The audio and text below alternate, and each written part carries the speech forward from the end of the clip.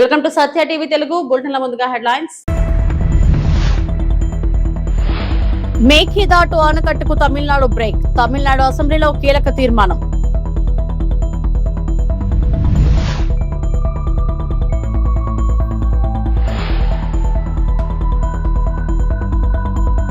వన్యప్రాణుల సంరక్షణకు అరణ్యరామం శంకుస్థాపన చేసిన AP deputy CM Pawan Kalyan.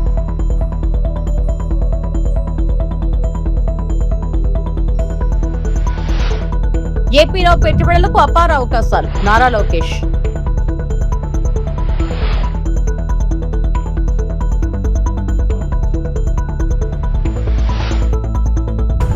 DSC నియామకాల్లో భారీ అవకతవకలు జరిగాయి. YV Subbareddy.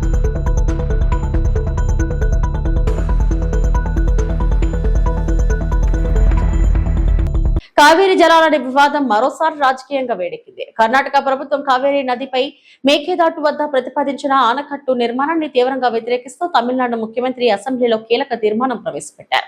Supreme court Kaveri tribunal తీర్పులను ఉల్లంఘిస్తూ దిగువ రాష్ట్రాల అనుమతి లేకుండా ఏకపక్షంగా ప్రాజెక్టులు చేపట్టడం సమంజసం కాదని ఆయన స్పష్టం చేశారు. మేఘదాటు ప్రాజెక్టుకు కేంద్ర ప్రభుత్వం ఎలాంటి సాంకేతిక పర్యావరణ అనుమతులు ఇవ్వకూడదని డిమాండ్ చేశారు. కావేరీ బేసిన్ లో ఇప్పటికే నీటి కొరత నెలకొన్న నేపథ్యంలో కొత్త జలాశయాల నిర్మాణం తమిళనాడు రైతుల ప్రయోజనాలను దెబ్బతీస్తుందని ఆందోళన వ్యక్తం చేశారు. రాష్ట్ర హక్కులను కాపాడేందుకు ప్రభుత్వం చేపట్టే చర్యలకు శాసనసభ సభ్యులందరూ మద్దతు ఇవ్వాలని కోరారు.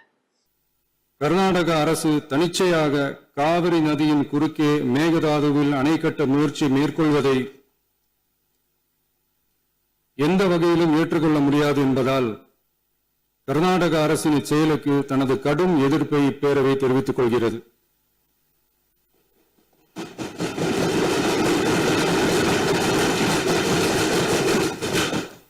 கர்நாடக அரசின் மேகதாது அணை திட்டத்திற்கு தொழில்நுட்பம், சுற்றுச்சூழல் உட்பட எவ்வித அனுமதியும் அளிக்கக்கூடாது என ஒன்றிய அரசை இப்பேரவை வலியுறுத்துகிறது.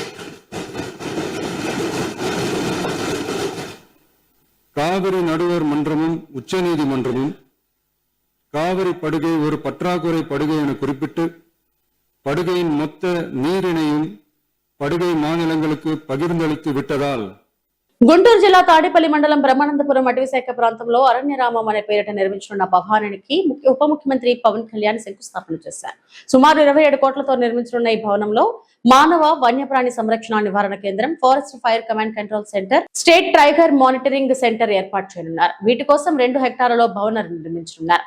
భూమి పూజ అనంతరం పవన్ కళ్యాణ్ అటవీ ప్రాంతంలో మొక్కలు నాటారు. మంత్రులు నాదెండ్ల మనోహర్, కందుల దుర్గేష్, అటవీశాఖ స్పెషల్ సెక్రటరీ కాంతిలాల్ దండి, అటవీ దళపతి చలపతిరావు పాల్గొన్నారు. వాయు ఉత్తుంగ తరంగాది ఆహ్లాదకర సకల చరాచరాది రోగ నిరోధక శక్తి పరిపూర్ణతా సిద్ధి ద్వారా సకల ప్రాణి సంరక్షణ సిద్ధిరస్తు. భూమిర్భూమ్నా ద్యౌర్వరేణాంతరిక్షం. ఈ అరణ్యారామం అనేది ఒక నిర్మాణం కాదు, ప్రకృతి పట్ల మన బాధ్యతను, వన్య ప్రాణుల పట్ల మన కరుణను, భవిష్యత్ తరాల పట్ల మన కర్తవ్యానికి నిలువెత్తు సాక్ష్యం. దేవాలయాలు ఆధ్యాత్మికతను కాపాడితే అరణ్యారామం అనేటువంటి ఈ భవనం 2 జీవనానికి ఆధార స్తంభాలే.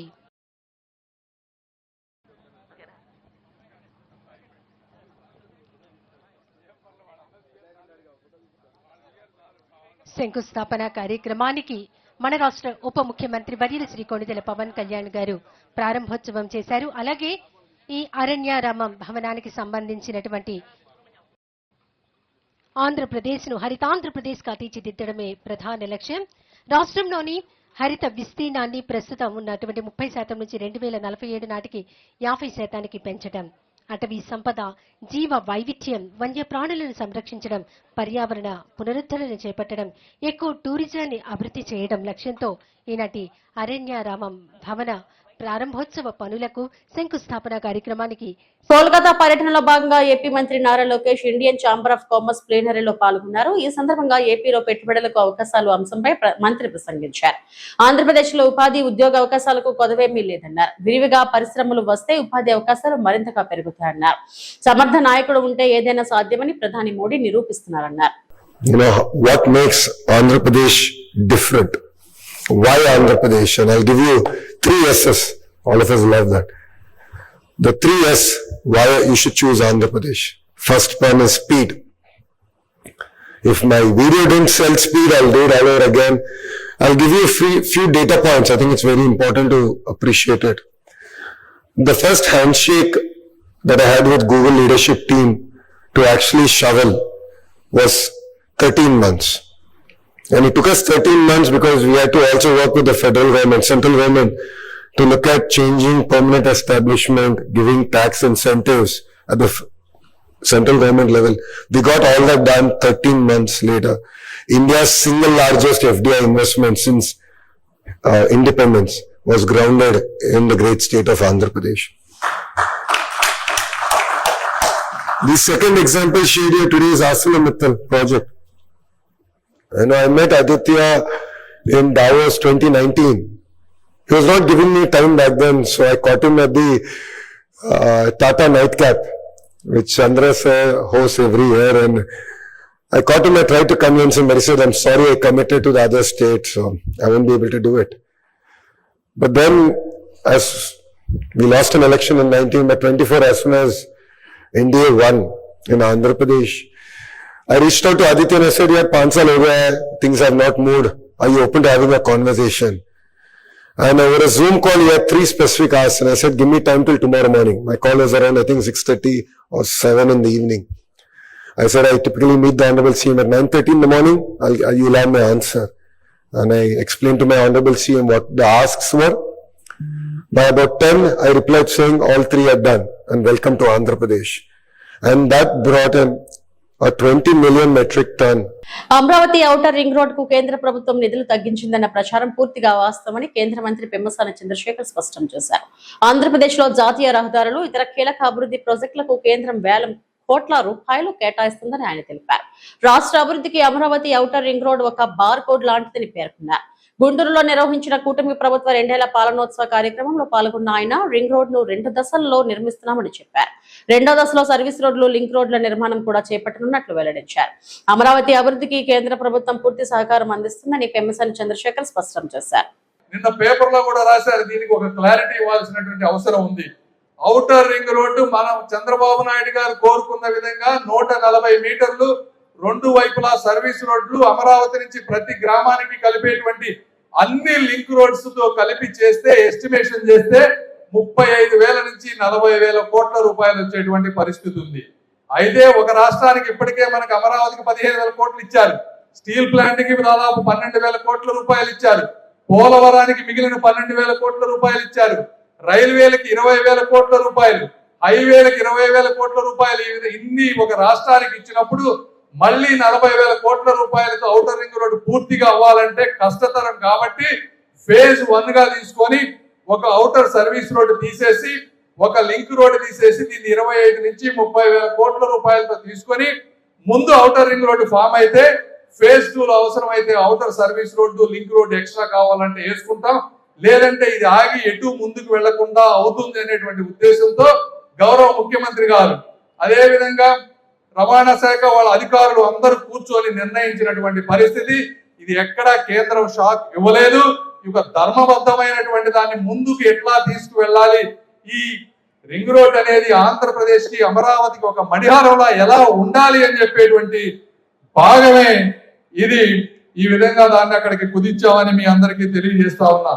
ఏపీలో జరిగిన డిఎస్సీ నియామకాల్లో భారీగా అవకతవకలు జరిగాయన్నారు వైఎస్ఆర్సీపీ ఎంపీ వైవి సుబ్బారెడ్డి. కూటమి ప్రభుత్వంలో అన్ని వ్యవస్థలు అవినీతిమయం అయిపోయాయని ఆగ్రహం వ్యక్తం చేశారు. టీడీపీలో పనిచేసే వారికి ఉద్యోగాలు ఇచ్చుకున్నారు. డిఎస్సీపై సిబిఐ విచారణ జరగాల్సిందే. అమరావతి రాజధాని నిర్మాణం పేరుతో పెద్ద ఎత్తున అవినీతి జరుగుతుందని ఆరోపించారు. వైఎస్ఆర్సీపీ ఎంపీ వైవి సుబ్బారెడ్డి ఢిల్లీలో మీడియాతో మాట్లాడారు. In teachers recruitment, that's called DSC exam, District Selecting Committee. Recently, Andhra Pradesh government has recruited 16,000 teachers by conducting DSC exam. About 3 lakh people have attended the DSC exam, out of which 60,000 people got selected for teachers posts. It's all total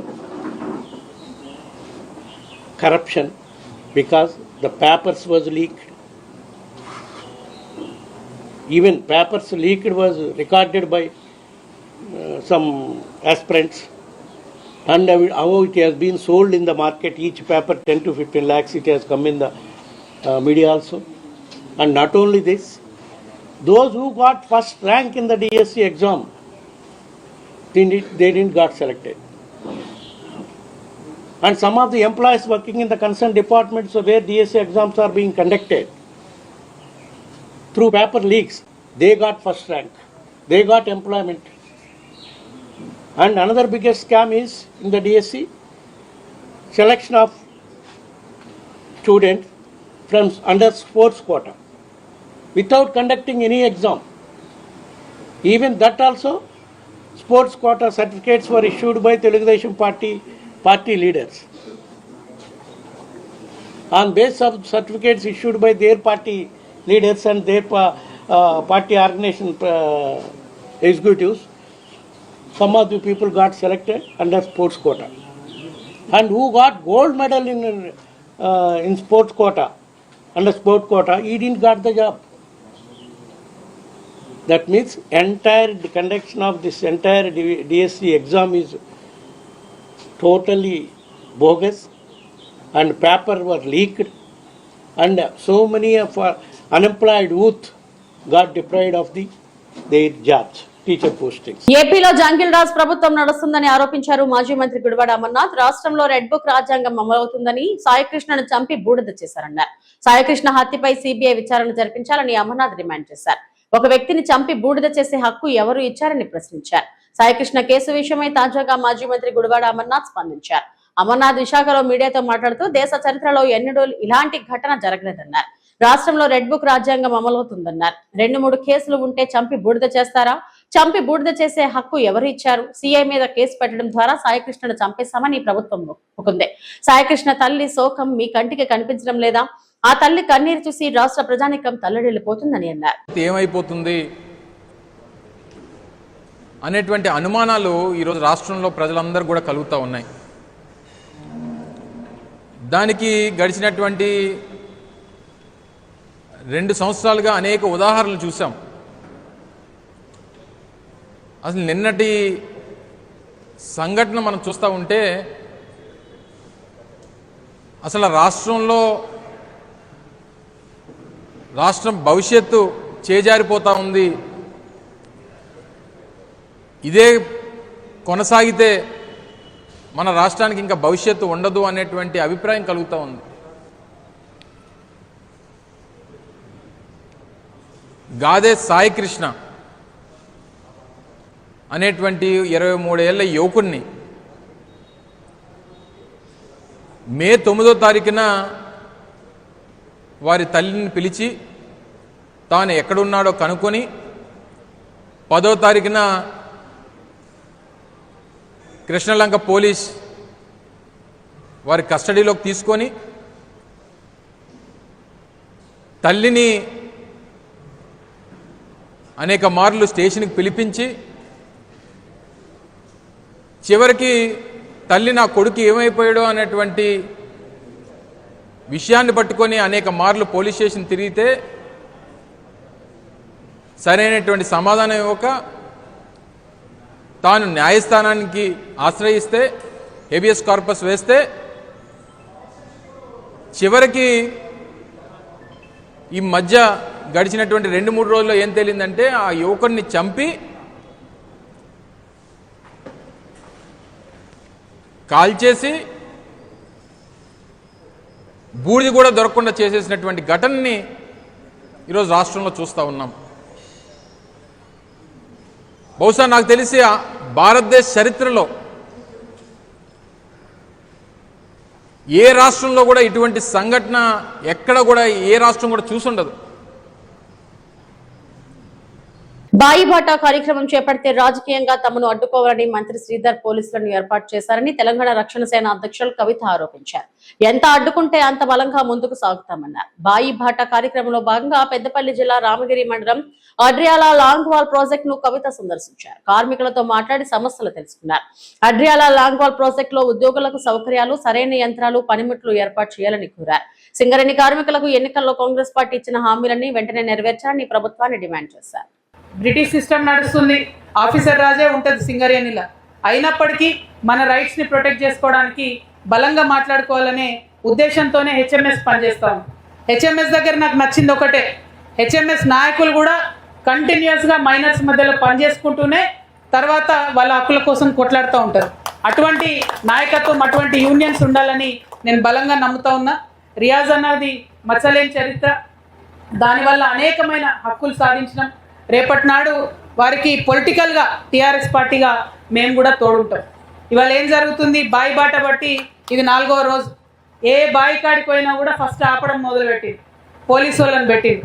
first thing అసలు సింగరేణిలో police వాళ్ళకి పని లేదు, entry లేదు police వాళ్ళకి. కానీ police వాళ్ళని gate కాడ పెట్టి ఆపే ప్రయత్నం చేసింది. ఎందుకంటే it is my right as a politician, it is my right as a labour union leader to come and talk to my worker. ఆపే హక్కు ఎవరికి లేదు, మీకు కూడా వినే అధికారం ఉంటుంది. ఇవాళ ఈ ఏఎల్పీలో మరీ బరి తెగించి ఆఫీసర్స్ నిన్న నైటే నోటీస్ ఇచ్చారు, ఏమని, గేట్ మీటింగ్ పోతే జీతం కట్ చేస్తారా. ఏఎల్పీ మైన్ వర్కర్స్కి చెప్తున్నా, మీకు జీతం కట్ చేస్తే నేను ఇక్కడే వచ్చి దీక్ష చేస్తే ఎట్టి పరిస్థితులలో స్పేర్ చేసేది లేదు. ఎందుకంటే అది మా రైట్, ఇది ప్రజాస్వామ్యం, ఇదేం బ్రిటిష్ కాలం కాదు. మీకు హక్కు ఉంది కదా అని చెప్పి ముందు రోజే ఇవ్వడానికి లేదు. శ్రీధర్ బాబు గారు మీకు హెచ్చరిక చేస్తా ఉన్నాం, ఇదివరకు ఒకసారి నాతో పెట్టుకున్నారు మీరు, మీకు గుర్తుందేమో. పవన్ కళ్యాణ్ కు కుల ముద్ర వేస్తే సహించేదే లేదని జనసేన రాష్ట్ర అధికార ప్రతినిధి రాయపాటి అరుణ ఘాటుగా స్పందించారు. ఉప ముఖ్యమంత్రి జనసేన అధినేత పవన్ కళ్యాణ్ తెలంగాణలోని ఒక అబ్బాయి తన చివరి కోరికగా పవన్ కళ్యాణ్ చూడాలని కోరితే అక్కడికి వెళ్లి ఆ అబ్బాయిని చూసి ఓదార్చిన పవన్ కళ్యాణ్ పై వైసీపీ నేతలు, ముఖ్యంగా మాజీ మంత్రి పేర్ని నాని వ్యంగ్యంగా మాట్లాడడం చూస్తే ఆయనకు బుద్ధి మాంద్యం వచ్చిందా అన్న అనుమానాలు వ్యక్తమవుతున్నాయని రాయపాటి అరుణ ఎద్దేవా చేశారు. ఎక్కడైతే వరంగల్లో ఒక చిన్న బాబు, అంటే యువకుడు, యాక్చువల్గా తను చిన్న బాబు కాదు, తనకు ఉన్నటువంటి జన్యుపరమైన లోపం వల్ల క్యాన్సర్ బారిన పడి అట్లాంటి పరిస్థితికి అబ్బాయి గురయ్యి తన చివరి కోరికగా పవన్ కళ్యాణ్ గారిని కలవాలని ఉంది అని చెప్పేసి అడిగినప్పుడు ఆ విషయం పవన్ కళ్యాణ్ గారి దృష్టికి వచ్చి ఆ బాబు చివరి కోరిక తీర్చడానికి వెళితే ఆ విషయాన్ని కూడా అపహాస్యం చేస్తూ పేర్ని నాని అండ్ వైసీపీ అనుబంధ కొన్ని మీడియా వెబ్సైట్స్, వైసీపీలో ఉన్నటువంటి సింపథైజర్స్ అందరూ మాట్లాడిన అంశం దాన్ని కూడా ఎగతాళి చేస్తూ, ఎవరో ఒక తమ్ముడు పిలిచాడంట, ఈ అన్న వెళ్ళాడు అని చెప్పేసి పేర్ని నాని మాట్లాడిన మాటలు నిజంగానే పేర్ని నాని అనేటువంటి వ్యక్తి మానసికంగా పరిపక్వత ఉన్నటువంటి వ్యక్తా, లేదంటే ఏదన్నా బుద్ధిమాంద్యం లాంటివి ఉన్నాయా అని మనం డౌట్ పడాల్సిన సంఘటన అండి ఇది. క్లియర్గా బాగలేకపోతే చివరి కోరిక తీర్చడానికి, ఒక అభిమాని అడిగిన దాన్ని తీర్చడానికి వెళ్ళినటువంటి ఒక నాయకుడిని కూడా ఎగతాళి చేయగలిగారు అంటే సిగ్గుపడాలి నిజంగా పేర్ని నాని గారు ఈ విషయంలో. ఇతన్ని నాయకుడిగా పెట్టినందుకు, ఇతన్ని గెలిపించినందుకు, అతనికి ఓట్లు వేసినటువంటి ప్రతి ఒక్కళ్ళు కూడా మీరు వేసినటువంటి ఓటు ఎట్లాంటి వ్యక్తికి వేశారో గతంలో ఇప్పుడు ఒకసారి మళ్ళీ సరి చూసుకోవాల్సిన అవసరం వచ్చింది 100%. పేర్ని నాని గారు మీకే చెప్తున్నాను ఈ విషయము. పవన్ కళ్యాణ్ గారికి తెలిసింది ఇదేనండి బాబు, బాగలేని వాళ్ళు పిలిస్తే వెళ్ళి చూసి రావడం, వాళ్ళ ఆఖరి కోరికలు తీర్చడం, టెర్రరిస్ట్ అటాక్లో చనిపోయినటువంటి మధుసూదన్ గారు లాంటి వాళ్ళ కుటుంబ సభ్యులను పరామర్శించడం, దేశ భద్రత కోసం పోరాడి ప్రాణాలు వదిలినటువంటి మురళీ నాయక్ గారు లాంటి కుటుంబాలను పరామర్శించడం, అప్పుల బాధతో మీ ప్రభుత్వం టైంలో ఆత్మహత్యలు చేసుకున్నటువంటి రైతుల కుటుంబాలను పరామర్శించడం. తెలంగాణలో భూముల అమ్మకాలపై రాజకీయ వేడి మరింత పెరిగింది. కాంగ్రెస్ ప్రభుత్వం అధికారంలోకి వచ్చిన తర్వాత 30 నెలల్లో 12,000 కోట్ల విలువైన భూములను విక్రయించిందని BRS MLA KP Vivekanand Goud ఆరోపించారు. గతంలో ఏసీబీ ఐకి విక్రయించిన భూమిపై హైకోర్టు తీర్పు ఉన్నప్పటికీ అదే భూమిని ఇటీవల మరో కంపెనీకి విక్రయించారని ఆయన విమర్శించారు. ముఖ్యమంత్రి హోదాలో ఉండి ఇటువంటి చర్యలకు పాల్పడటం సిగ్గుచేటని మండిపడ్డారు. బేసిక్ ఎథిక్స్, వాల్యూస్ అని కొన్ని ఉంటాయి. ఏ ప్రొఫెషన్కైనా కొన్ని ఎథిక్స్ ఉంటాయి. రియల్ ఎస్టేట్ దందా చేసేటోనికి కూడా ఒక ఎథిక్స్ ఉంటాయి. ఏంటి అంటే, ఒక ప్లాట్ అమ్మేటోడు ఆ ప్లాట్ అమ్మేటువంటి సందర్భంలో దానికి ఉన్న లీగాలిటీ ఏంటి, ఓనర్షిప్ ఏంటి, టైటిల్ డిస్ప్యూట్స్ ఏంటి, ఏమీ లేకుండా ఆ ప్లాట్ని తీసుకెళ్ళి ఇంకోళ్ళకి అమ్ముతాడు. అమ్మిన తర్వాత మళ్ళా ఆ ప్లాట్ని ఇంకొకటికి అమ్ముడు పోకుండా ఆ ప్రొటెక్షన్ కూడా వాళ్ళే కల్పిస్తారు. That is the fundamental ethics. నేను స్వయాన రియల్ ఎస్టేట్ బ్రోకర్గిరి చేసిన అని చెప్పుకునే రేవంత్ రెడ్డి గారు ఆ బేసిక్ బ్రోకర్కున్న ఎథిక్స్ కూడా లేకుండా ఇవాళ ఒక ముఖ్యమంత్రి హోదాలో కూర్చొని ఇవాళ ఒక చిల్లర దందాలు చేస్తూ ఉన్నాడు. ప్రభుత్వమే భూమి అమ్ముతుంది, మళ్ళా ప్రభుత్వమే ఇంకొకటికి రిజిస్ట్రేషన్ చేస్తుందనంటే అసలు మతి ఉన్న ప్రభుత్వమా, మతి లేని ప్రభుత్వమా, కనీస నీతి నిజాయితీ విలువలు ఏమైనా ఈ ప్రభుత్వానికి ఉన్నాయా, ముఖ్యమంత్రికి ఉన్నాయా, లేవా? ఆఖరికి రియల్ ఎస్టేట్లో కూడా చాలా మంది పొద్దున్న లేస్తే ప్లాట్లు అమ్మి ప్లాట్లు కొనుక్కుంటారు. వాళ్ళు కూడా సిగ్గుపెట్టట్టున్నది. నేను రియల్ ఎస్టేట్ దందాలు చేసుకుంటా అని చెప్పని ఆ జాతి నుండి వచ్చినా అని చెప్పుకునే రేవంత్ రెడ్డి, ఆ జాతి కూడా ఇవాళ రియల్ ఎస్టేట్ వ్యాపారం చేసుకునే జాతి కూడా సిగ్గుపడేటువంటి ఒక రీతిలో ఇవాళ చిల్లర మల్లరగా వ్యవహరిస్తూ ఉన్నాడు. మేము డిమాండ్ చేస్తూ ఉన్నాం, ఇది క్రిమినాలిటీ. ఒక ప్లాట్ను ఒకళ్ళ మీద రిజిస్ట్రేషన్ చేసి మళ్ళీ సెకండ్ రిజిస్ట్రేషన్ చేయడం అనేటువంటిది క్రిమినల్ చర్య. ఈ క్రిమినల్ చర్యలకు పాల్పడ్డట్టయితే తప్పనిసరిగా అతని పైన క్రిమినల్ కేసులు నమోదు చేయాలా. It's breach of trust, it's cheating. ఇది నమోదు చేయాలని చెప్పి నేను కోరుతా ఉన్నాను. రెండోది ఏంటి అంటే అనంత కరువు సీమలో పేద ప్రజలకు అండగా నిలిచిన విన్సెంట్ ఫెర్రర్ సేవలను ఎన్నటికీ మర్చిపోలేమని మాజీ ఎమ్మెల్యే వైకుంఠం ప్రభాకర్ చౌదరి అన్నారు. ఆయన వర్ధంతి సందర్భంగా అనంతపురం కలెక్టర్ కార్యాలయం ఎదురుగా ఉన్న ఫెర్రర్ విగ్రహానికి పూలమాలలు వేసి ఆయన ఘన నివాళులు అర్పించారు.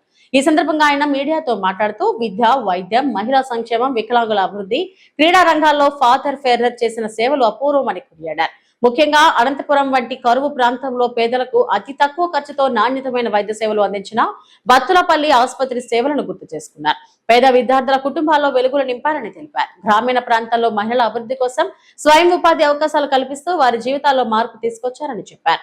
సమాజ సేవకే తన జీవితాన్ని అంకితం చేసిన ఫెర్రర్ ఆశయాలను ప్రతి ఒక్కరూ కొనసాగించాలని పిలుపునిచ్చారు. ఆయన సేవలు అనంతపురం జిల్లా ప్రజల గుండెల్లో చిరస్థాయిగా నిలిచిపోతాయని వైకుంఠం ప్రభాకర్ చౌదరి పేర్కొన్నారు. అనే ఒక ఫౌండేషన్ ద్వారా ఈ జిల్లాకు ఫాదర్ అయినటువంటి కులాలకు మతాలకు అతీతమైనటువంటి ఒక సామాజిక స్పృహ బాధ్యత కలిగినటువంటి మానవతావాది విన్సెంట్ ఫెర్రర్ గారిని పరమపదించిన తర్వాత ఆయన నిలువెత్తు విగ్రహం ఇక్కడ పెట్టాలని ఆ రోజు అన్ని రాజకీయ పార్టీలను కూడా వేదికకు తీసుకొని వచ్చి జిల్లాలో ఆనాటి శాసనసభ్యులు, పార్లమెంట్ సభ్యులు, మొత్తం ప్రజాప్రతినిధులందరూ కూడా ఒకే వేదిక పైన అందరినీ కలిపి సమిష్టిగా అందరి అభిప్రాయాలు వ్యక్తపరచాలనే భావనతో ఆ రోజు ఈ ప్రాంతంలో కార్యక్రమాన్ని నిర్వహించాం. ఈ విగ్రహాన్ని ప్రతిష్ఠించాం. కాలానుగుణంగా కొన్ని కారణాల వల్ల అభివృద్ధి పేరుతో విగ్రహాన్ని తొలగించడం అందరికీ బాధ కలిగింది. అదేవిధంగా ఆ రోజు విగ్రహం తొలగించిన తర్వాత తిరిగి పునఃప్రతిష్ఠించాలని చెప్పి ప్రజల్లో పెద్ద ఎత్తున ఒక పోరాటం మాదిరి ఒక ఆవేదన, అసంతృప్తి ఎల్లబడితే ఆ రోజు దళిత సంఘ నాయకులంతా కూడా లేదు, విన్సెంట్ ఫెర్రర్ అణగారిన వర్గాల ఆశాజ్యోతి, మా అభిమాన మానవతావాది, ఆరాధ్య దైవం అనేటువంటి భావనతో అందరూ కూడా నాతో పాటు ఆ రోజు కలిసి వచ్చి ఈ పోరాటంలో ప్రభుత్వ నిబంధనల ప్రకారమే డంపింగ్ స్థలం కోసం దరఖాస్తు చేశామని బిఎస్పీఎల్ సంస్థ ప్రతినిధులు స్పష్టం చేశారు. 1983లో స్థాపించబడిన తమ సంస్థ అన్ని చట్టబద్ధ అనుమతులతోనే కార్యకలాపాలు నిర్వహిస్తుందన్నారు. కాలుష్య నియంత్రణ మండలి నుంచి అవసరమైన అనుమతులు పొందిన తర్వాతే పనులు కొనసాగిస్తున్నామని తెలిపారు. ప్రభుత్వం విడుదల చేసిన జీవో నెంబర్ 100 ప్రకారం భారీ పరిశ్రమలకు డంపింగ్ కోసం ప్రభుత్వ భూమి కేటాయించే అవకాశం ఉండటంతో అదే నిబంధనల మేరకు దరఖాస్తు చేశామని చెప్పారు. సర్వే నెంబర్ 26లో చెక్ డ్యాం ఉండటంతో 30 మీటర్ల బఫర్ జోన్ ను మినహాయించి మిగిలిన భూమికి 30,000 రుసుము చెల్లించి దరఖాస్తు సమర్పించినట్లు వెల్లడించారు. సంబంధిత అధికారులు పరిశీలించిన అనంతరం మండల రెవెన్యూ అధికారులు జిల్లా గనుల శాఖ ద్వారా ఫైల్ మంగళగిరికి పంపించగా అవసరమైన అనుమతులు మంజూరయ్యాయని తెలిపారు. అయితే మొత్తం ప్రక్రియ నిబంధనల ప్రకారమే జరిగినప్పటికీ రామాంజనేయులు, త్రిలోక్ నాయుడు ఆధారాలు లేని ఆరోపణలు చేస్తూ సంస్థ ప్రతిష్టను దెబ్బతీసే ప్రయత్నం చేస్తున్నారని ఆరోపించారు. బిఎస్సిపిఎల్ కంపెనీ ఇక్కడ స్థాపించింది 87లో రన్నింగ్లోకి వచ్చింది క్వారీ. మాకు ఇప్పుడు ప్రజెంట్గా 13.665 ఒక లీజ్, 3 లీజులు ఉన్నాయి మాకు. 13.665 ఒకటి, 9.357 ఒకటి, 5.623 గ్రావెల్ క్వారీ, ఈ 3 ఉన్నాయి. టోటల్ ఎక్స్టెంట్ కొద్దిగా అటో ఇటో 30 హెక్టార్స్ మాకు ఉంది. 3 లీజుకు సంబంధించిన కాపీలు ఇక్కడ ఉన్నాయి. సిఎఫ్ఈ, సిఎఫ్ఓ, వర్క్ ఆర్డరు అన్నీ ఉన్నాయి సార్, చూసుకోండి. 13.665 సార్ లీజ్ కాపీ. ఇది 9.357 సార్.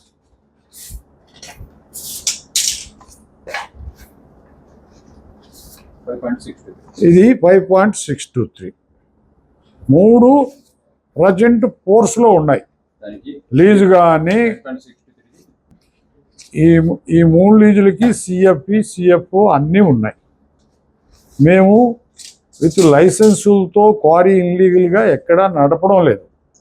నడుపుతూ ఉంటే మొన్న గవర్నమెంట్ వచ్చినాక 100 జీవో ఒకటి పాస్ చేశారు. ఆ 100 జీవో ప్రకారము ఆ జీవోలో ఏముందో ఏమని ఇచ్చారు, క్వారీ అడ్జస్టింగ్ క్వారీ ఓనర్స్కి పక్కన గవర్నమెంట్ పక్కన ల్యాండ్ ఏదైనా అసైన్మెంట్ ల్యాండ్స్, గవర్నమెంట్ ల్యాండ్స్ ఉంటే వాళ్ళకి లీజుకి ఇవ్వండి, డంపింగ్ యార్డ్ కింద వాళ్ళకి లీజుకి ఇవ్వండి అంటే ఆ పేపర్ యాడ్ ఆ జీవోని చూసుకొని మేము అప్లై చేసాం. దాంట్లో చెక్ డ్యామ్ ఒకటి ఉంది. ఇవి ఇప్పటివరకు నా బులెటిన్ అప్డేట్స్. నమస్తే.